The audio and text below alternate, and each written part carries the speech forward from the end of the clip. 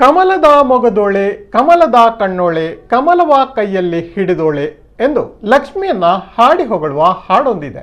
ಕಮಲ ನಮ್ಮ ರಾಷ್ಟ್ರೀಯ ಹೂ ಎನ್ನುವ ಹೆಗ್ಗಳಿಕೆಯನ್ನು ಕೂಡ ಪಡೆದಿದೆ. ಆದರೆ ಈ ಕಮಲ ಎಲ್ಲೆಂದರಲ್ಲಿ ಅರಳುವುದು ಬಹಳ ಕಡಿಮೆ. ಆದರೆ ಭಾರಿ ಶ್ರಮಪಟ್ಟು ಮಂಗಳೂರಿನ ದಂಪತಿ ತಮ್ಮ ಟೆರೆಸ್ ಮೇಲೆ ಕಮಲವನ್ನ ಅರಳಿಸಿದ್ದಾರೆ. ಬನ್ನಿ ಕಮಲ ಅರಳಿದ ಪರಿಯನ್ನೊಮ್ಮೆ ನೋಡ್ಕೊಂಡು ಬರೋಣ.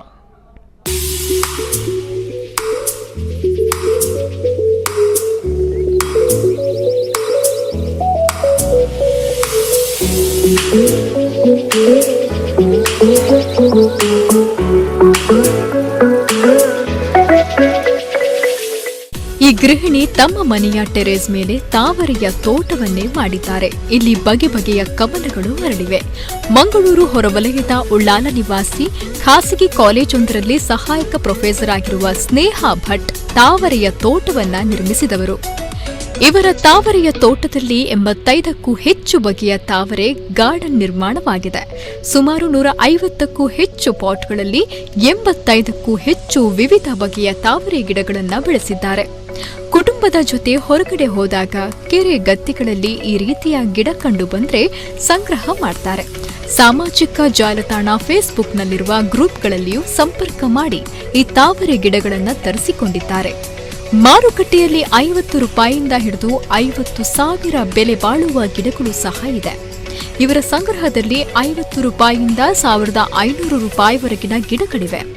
ಒಡಿಶಾ, ಗುಜರಾತ್, ತಮಿಳುನಾಡು, ಕೇರಳದಿಂದಲೂ ಗಿಡಗಳನ್ನು ಖರೀದಿ ಮಾಡಿದ್ದಾರೆ. ಈ ತಾವರೆ ಬಗ್ಗೆ ಒಂದು ಒಲವು ಶುರುವಾದದ್ದು ಸಾಮಾನ್ಯ ಒಂದು 8 ವರ್ಷಗಳ ಹಿಂದೆಯಿಂದ.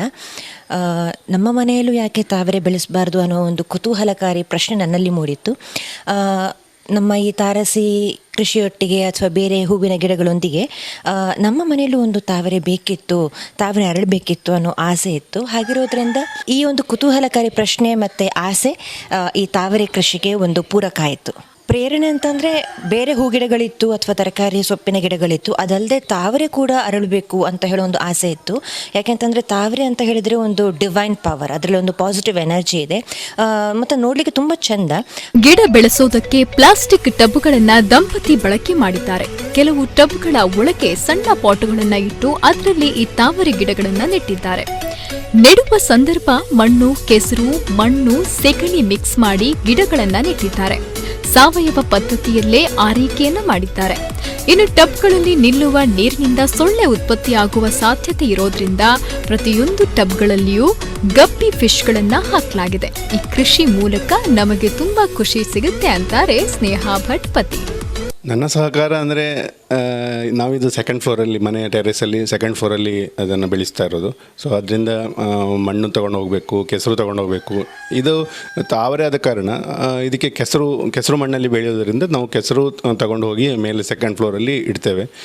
ಮೊದಲಿಗೆ ನಾನು ತಾವರೆ ಕೃಷಿ ಮಾಡುವ ಅಂತ ಹೇಳುವಾಗ ನಾನು ಆ್ಯಕ್ಚುಲಿ ಸಪೋರ್ಟ್ ಮಾಡಿರಲಿಲ್ಲ. ಯಾಕೆಂದರೆ ಅದು ದೊಡ್ಡ ಕೊಳದಲ್ಲಿ ಆಗೋದು ಅಂತ ಹೇಳೋ ಒಂದು ಆ ಭಾವನೆ. ನಾವು ಇಲ್ಲಿ ನೋಡಿದ್ರು ದೊಡ್ಡ ಕೊಳದಲ್ಲಿ ಅಥವಾ ರೋಡ್ ಸೈಡಲ್ಲಿ ಹೋಗುವಾಗ ಒಂದು ನೀರು ತುಂಬಿದ ಜಾಗದಲ್ಲೇ ಇರೋದ್ರಿಂದ ನಾನು ಅಂದ್ಕೊಳ್ತಿದ್ದೆ ಅದು ಸಣ್ಣ ಪುಟ್ಟ ಪಾಟಲ್ಲಿ ಆಗ್ಬೋದಾ, ನಮ್ಮಿಂದ ಸಾಧ್ಯನಾ ಅಂತ ಹೇಳಿ ನಾನು ಕೂಡ ಮೊದಲಿಗೆ ಅದನ್ನು ಒಂದು ಡಿಸ್ಕರೇಜ್ ಮಾಡಿದ್ದಿದೆ.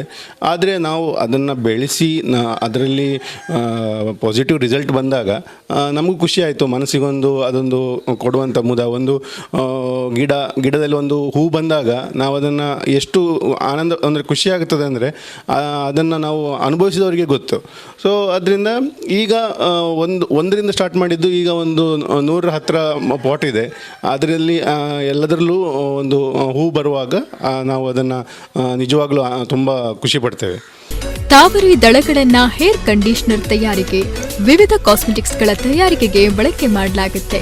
ಇದು ಗೆಡ್ಡೆಯಲ್ಲಿ ಚಿಗುರು ಬಂದು ಗಿಡ ಆಗುವ ಜಾತಿ, ಎಲೆಗಳಲ್ಲಿಯೇ ಮತ್ತೊಂದು ಗಿಡ ಬರುವ ಜಾತಿ, ಇನ್ನು ಬೇರುಗಳಿಂದ ಗಿಡ ಬೆಳೆಯುವ ಜಾತಿಯೂ ಇದೆ. ಜೊತೆಗೆ ಮದರ್ ಪ್ಲಾಂಟ್ ಕೊಳೆತು ಹೋದ್ರೆ ಅಷ್ಟರಲ್ಲಾಗ್ಲೇ ಇನ್ನೊಂದು ಗಿಡ ಬಂದಿರೋದ್ರಿಂದ ಗಿಡದ ಸಂತತಿ ನಶಿಸಿ ಹೋಗುತ್ತೆ.